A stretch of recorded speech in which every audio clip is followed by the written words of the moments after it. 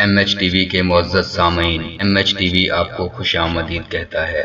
آپ نے لوگوں کو یہ کہتے ہوئے سنا ہوگا کہ یا تو آسمان کھا گیا یا زمین نگل گئی، لیکن زمین پر ایک ایسی جگہ ہے جہاں لوگوں نے دعویٰ کیا ہے کہ واقعتاً ایسا ہوتا ہے۔ یہ جگہ شمالی بحر اوقیانوس کے مغربی علاقے میں ہے۔ یہ امریکہ کی ریاست فلوریڈا سے پورٹو ریکو جزیرہ اور برمودا کے درمیان ہے۔ کیونکہ یہ تینوں مل کر ایک تکون بناتے ہیں، اسی لیے اس علاقے کو برمودا ٹرائی اینگل کہا جاتا ہے۔ لیکن اس علاقے میں ہونے والے حادثات کی وجہ سے اسے دوسرے نام بھی دیے گئے ہیں، مثلاً شیطان کے ٹرائی اینگل۔ سوال یہ ہے کہ اس علاقے کے بارے میں بحث کیسے شروع ہوئی؟ 1950 کی دہائی میں امریکی میڈیا میں اس موضوع پر بہت کم بحث ہوئی، لیکن پہلی بار لوگوں نے اسے برمودا ٹرائی اینگل کہنا شروع کیا۔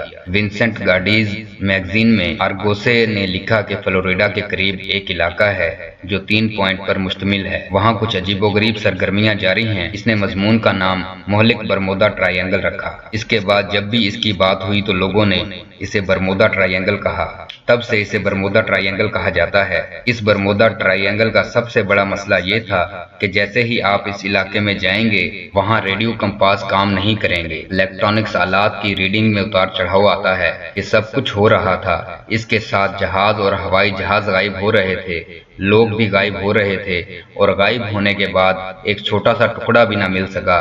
جب یہ سب واقعات ہو رہے تھے تو لوگوں نے طرح طرح کے گمان کرنے لگے۔ کچھ لوگوں نے دعویٰ کیا کہ وہاں سمندری عفریت ہے، کچھ لوگوں نے دعویٰ کیا کہ اس علاقے میں غیر ملکیوں کی موجودگی تھی، کچھ لوگوں نے المنیتی کی سازش سے جوڑنا شروع کر دیا، لیکن کسی بات کی تصدیق نہیں ہو سکی۔ اگر آپ تلاش کریں تو آپ کو معلوم ہوگا کہ کسی اور موضوع پر اتنی فلمیں، کتابیں یا دستاویز نہیں بنی ہیں جتنی برمودا ٹرائی اینگل پر بنائی گئی ہیں۔ 1888 میں ایلین اسٹن نامی ایک جہاز تھا جو 2 سے 3 دن کے سفر کے بعد انگلینڈ سے نیو یارک جا رہا تھا۔ اس جہاز کے کپتان کیپٹن گریفن جلدی پہنچنے کے لیے ایک غیر منصوبہ بند شارٹ کٹ اختیار کرتا ہے۔ یہ shortcut Bermuda triangle سے گزر رہا تھا، تاہم جیسے ہی برمودا ٹرائی اینگل کے علاقے میں پہنچے، کیپٹن گریفن کو کچھ فاصلے پر ایک چھوٹی کشتی نظر آتی ہے جو عجیب انداز میں یہاں سے وہاں کی طرف بڑھ رہی تھی۔ کیپٹن نے کئی بار بات کرنے کی کوشش کی، لیکن کشتی سے کوئی جواب نہیں آیا۔ کچھ دیر بعد کپتان نے اس کشتی میں کچھ لوگوں کو بھیج دیا معلوم کرنے کے لیے کہ کشتی سے کوئی جواب کیوں نہیں آ رہا، لیکن اس کشتی پر پہنچ کر سب حیران رہ گئے کہ پوری کشتی خالی تھی، اس پر کوئی نہیں تھا، کوئی کپتان، کوئی عملہ، کوئی مسافر، کچھ نہیں تھا۔ کشتی کو کوئی نقصان نہیں پہنچا تھا۔ اس کے بعد وہ کشتی کو اپنے ساتھ نیو یارک لے جانے کا فیصلہ کرتے ہیں اور اتھارٹی کو مطلع کریں گے تاکہ کسی بھی غیر قانونی سرگرمی کا سراغ لگایا جا سکے۔ جب وہ اپنے ساتھ کشتی لے کر نیو یارک کی طرف جا رہے تھے، شدید طوفان آیا اور کشتی غائب ہو گئی۔ طوفان کے تھمتے ہی کشتی دوبارہ نمودار ہوئی، لیکن کشتی کو دیکھ کر سب حیران رہ گئے کیونکہ جو لوگ اس کشتی کو نیو یارک لے جا رہے تھے وہ سب لاپتہ تھے اور کشتی کو کچھ نہیں ہوا۔ اس کے بعد وہ کشتی وہیں چھوڑ کر چلے گئے۔ اگلے دن یہ کہانی پوری دنیا میں پھیل گئی۔ ایک اور جہاز تھا جسے میری سیلسٹ کہتے تھے، اسے 7 نومبر 1872 کو نیو یارک سے اٹلی کے لیے روانہ ہونا تھا اور اس میں بہت زیادہ بھیڑ تھی، لیکن جب یہ جہاز برمودا ٹرائی اینگل کے قریب پہنچا تو اس کے فوراً بعد غائب ہو جاتا ہے اور اسے بہت تلاش کیا گیا لیکن کہیں نہیں ملا۔ تقریباً 1 ماہ بعد 4 دسمبر 1872 کو یہ جہاز برمودا ٹرائی اینگل کے قریب تیرتا ہوا نظر آ رہا ہے۔ جہاز کو دیکھنے والے لوگوں نے اطلاع دی، جس کے بعد ریسکیو ٹیم کو جائے وقوع پر روانہ کر دیا گیا۔ سب سے حیران کن پہلو یہ تھا کہ پورے جہاز پر ایک آدمی بھی نہیں تھا۔ جہاز کو کوئی نقصان نہیں پہنچا۔ کھانے کی میز پر کھانا بھی پڑا تھا جیسے کھانے کی پلیٹیں پڑی تھیں، لیکن کپتان، عملہ اور مسافر سب غائب تھے۔ یہ ابھی تک معلوم نہیں ہے کہ یہ لوگ کہاں گئے۔ اس کے بعد 5 دسمبر 1945 کو 5 لڑاکا طیاروں کا ایک گروپ نیویگیشن کی تربیت کے لیے فلوریڈا روانہ ہوا اور اس گروپ کو فلائٹ 19 کا نام دیا گیا۔ وہاں تمام ٹرینی اور چارلس نامی ان کے سینئر لیفٹیننٹ تھے۔ ان کی ٹریننگ کا روٹ یہ تھا کہ وہ فلوریڈا سے نکلیں گے اور چکن ڈراپ پر بم گرانے کے بعد گرینڈ بہما جائیں گے اور واپس فلوریڈا اڈے پر آ جائیں گے۔ خاص وقت پر موسم صاف تھا، لیکن جیسے ہی یہ لوگ چلے گئے 2 گھنٹے بعد موسم خراب ہو گیا۔ ان کے لیڈر چارلس نے فیصلہ کیا کہ وہ کام مکمل نہیں کرے گا بلکہ واپس واپس آ جائے گا۔ چارلس نے اپنے کمپاس پر ایک نظر ڈالی، لیکن یہ کام نہیں کر رہا تھا، جس سے وہ اپنی ٹیم کے ساتھ ہم آہنگی کرتا اور جس سے گراؤنڈ ٹیم انہیں ٹریک کرتی۔ انہیں پتا چلا کہ پوری ٹیم بے سمت تھی۔ اس کے بعد اسے ڈھونڈنے کے لیے دوسرا طیارہ بھیجا جاتا ہے، وہ بھی غائب ہو جاتا ہے۔ اس کا آخری پیغام تھا، یہاں 100 فٹ کی بلندی پر کوئی چیز جل رہی ہے اور پھر غائب بھی ہو گئی۔ یہ کرسٹوفر کولمبس کی کتاب میں لکھا ہے کہ جب وہ یورپ سے نکل کر برمودا ٹرائی اینگل پہنچا تو اس کے کمپاس نے کام کرنا چھوڑ دیا اور وہ راستہ بھٹک گیا۔ کولمبس جب سفر کرتا تھا تو اپنی ڈائری میں لکھتا تھا۔ اس نے 1492 میں لکھا تھا کہ کمپاس کام نہیں کر رہا اور یہاں روشنی موم بتی کی طرح آسمان سے گر رہی ہے۔ بروس گرنر وہ واحد شخص ہے جو برمودا ٹرائی اینگل سے بچ کر واپس آیا تھا۔ بروس بہاماس سے فلوریڈا تک باقاعدگی سے سفر کیا کرتا تھا۔ اسے بہاماس سے فلوریڈا جانے میں تقریباً 1.5 گھنٹہ لگتا تھا۔ ایک بار وہ جہاز کو 10,000 فٹ کی بلندی پر اڑا رہا تھا۔ برمودا ٹرائی اینگل کے اوپر موسم صاف تھا، نہ بارش نہ ہی گرج چمک، لیکن اچانک بہت بھاری بادل چھا گئے اور بادل کافی دیر تک وہاں رہے۔ بروس لکھتے ہیں کہ بادل اتنے گہرے تھے جس کی وجہ سے اندھیرا چھا گیا۔ بروس کے جاتے ہی بادل بھاری ہوتے جا رہے تھے اور ہوائی جہاز کے آلات کام نہیں کر رہے تھے۔ کمپاس بھی کام نہیں کر رہا تھا۔ اسے لگتا تھا کہ کوئی بیرونی طاقت ہے جو جہاز کو کنٹرول کر رہی ہے۔ گراؤنڈ پر موجود ٹیم کو اچانک اپنا مقام ملنا بند ہو گیا۔ وہ نہیں رکا اور ان بھاری بادلوں میں جہاز کو اڑاتا رہا۔ پھر کچھ دیر بعد بادل چھٹ گئے اور اس نے گراؤنڈ ٹیم سے رابطہ کیا، لیکن سب ہی پریشان ہیں کیونکہ جہاز صرف 45 منٹ میں فلوریڈا پہنچ گیا، جو کہ عملی طور پر ناممکن تھا۔ فاصلہ 250 میل تھا۔ اسے 1.5 گھنٹے میں مکمل ہونا چاہیے تھا کیونکہ اس جہاز کی زیادہ سے زیادہ رفتار 180 میل فی گھنٹہ تھی۔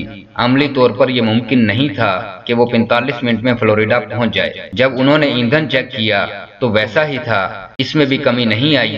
بعد میں اس نے اس کے بارے میں ایک کتاب لکھی۔ میں آپ کو جو کہانیاں سنا رہا ہوں برمودا ٹرائی اینگل کے بارے میں، ایسی اور بھی بہت سی کہانیاں ہیں جو کہ کتابوں، فلموں اور دستاویز کی شکل میں ہیں۔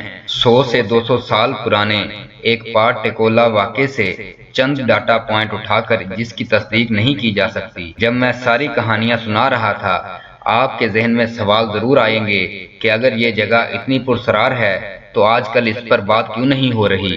اگر کسی کو فلوریڈا جانا ہے تو وہ ہوائی جہاز یا جہاز کا استعمال کرے گا اور برمودا ٹرائی اینگل کا راستہ استعمال کرے گا۔ در حقیقت برمودا ٹرائی اینگل سب سے بھاری ٹریفک زون ہے۔ ہم ٹیکنالوجی میں ترقی کر چکے ہیں، اس لیے ہم کسی بھی واقعے کے پیچھے وجوہات کا بہت آسانی سے پتہ لگا سکتے ہیں۔ ایسے بے شمار واقعات ہیں جو آج بھی نامعلوم ہیں، لیکن ہم بہت تیزی سے ترقی کر رہے ہیں۔ برمودا ٹرائی اینگل کی وہ کہانیاں جو بکتی ہیں، اگر آپ گوگل پر سرچ کریں برمودا ٹرائی اینگل کا رقبہ ٹاپ 10 خطرناک خطوں میں بھی نہیں ہے۔ در حقیقت کسی بھی ملک نے نقشے پر برمودا ٹرائی اینگل کا ذکر کرنے کی زحمت نہیں کی۔ امریکہ برمودا ٹرائی اینگل کے نام پر یقین نہیں رکھتا۔ برمودا ٹرائی اینگل کی ویکیپیڈیا کی تعریف میں کہا گیا ہے کہ یہ ایک اربن لیجنڈ ہے، یعنی یہ ایک ایسی کہانی ہے جس کے بارے میں کہا جا رہا ہے کہ یہ سچ ہے، لیکن یہ سچ نہیں ہے۔ لائٹ کی فہرست ایک شپنگ اشاعت ہے جو پوری دنیا کے جہازوں کی ڈاٹا کو برقرار رکھتی ہے اور ہلاکتوں کے متعلق تفصیلات کو برقرار رکھتی ہے۔ ہر سال کتنے جہاز لاپتہ ہوتے ہیں؟ ان کے مطابق دنیا کے تمام جہازوں میں 1.8% کسی نہ کسی وجہ سے ہلاک ہوتے ہیں۔ کچھ کی وجہ معلوم ہو سکتی ہے، کچھ کی وجہ معلوم نہیں ہو سکتی، اور کچھ ایسے بھی ہیں جن کا پتہ نہیں چل سکا۔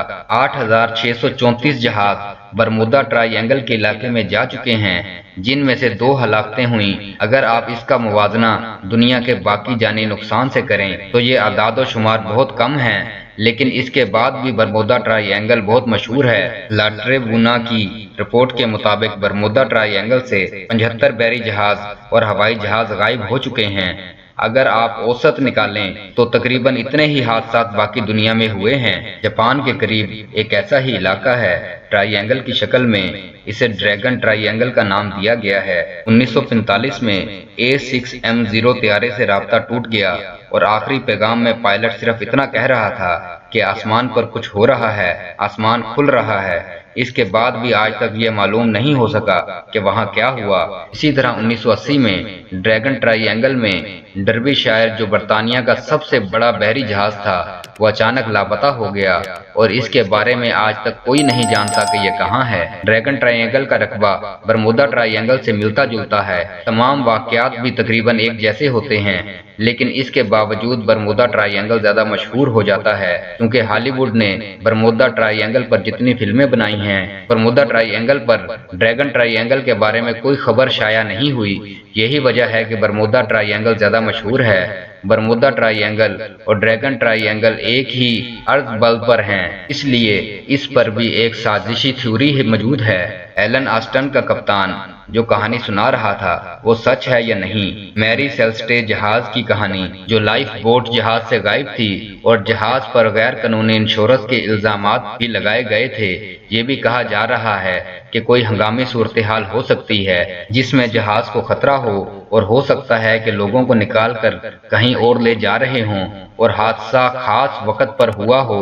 ایک بات جو آپ زیادہ تر معاملات میں سنتے ہوں گے، جب بھی آپ شمال کی سمت کو چیک کرتے ہیں تو کمپاس کام کرنا بند کر دیتا ہے، تو یہ زمین کے جغرافیائی شمال سے تھوڑا سا فرق ظاہر کرتا ہے۔ لیکن زمین پر کچھ جگہیں ایسی ہیں جہاں اگر آپ کمپاس کو چیک کریں تو یہ اصل قطب شمال دکھائے گا۔ ٹرو نارتھ جغرافیائی قطب شمالی کو لائن کہا جاتا ہے، تاہم یہ ایگونک لائن بدلتی رہتی ہے۔ ایگونک وہ جگہ جہاں یہ اصل شمال کو ظاہر کرتی ہے اسے، لیکن اس کا مرکز کئی سالوں سے برمودا ٹرائی اینگل میں ہے، اسی لیے اس علاقے میں کمپاس کا مسئلہ ہے، یہ غلط سمت دکھاتا ہے۔ فلائٹ 19 کے بارے میں بات کرتے ہوئے تحقیقاتی ٹیم کی رپورٹ میں دعویٰ کیا گیا کہ یہ ایک انسانی غلطی ہے جس میں کمپاس فیل ہونے کی وجہ سے وہ راستہ بھول گئے اور ایندھن ختم ہو گیا۔ لیکن آج ہمارے پاس ماڈرن جی پی ایس، ریڈار، سونار ہیں، یہی وجہ ہے کہ آج کل ان میں سے کوئی بات سننے کو نہیں ملتی۔